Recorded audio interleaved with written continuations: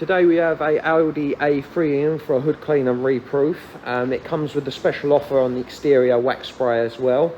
We're also cryotoxing just the roof rubbers, and we're doing the drain flush as well.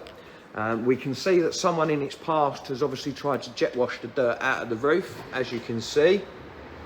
So hopefully we can get all the dirt out, and then we can get them to blend in when we put our protection products on.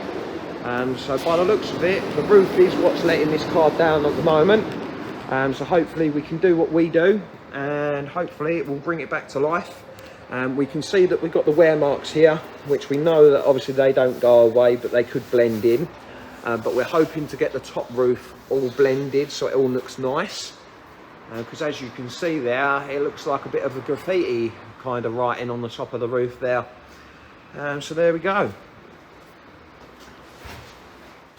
Okay, so we've got the Audi A3 which come in with a hood clean and reproof. So as we can see, the roof looks like brand new. So it's come up really well. It's had the special exterior valet as well, the spray wax. And just come round as well. And we've put a bit of tyre shine on the car as well. So it made it look absolutely lovely.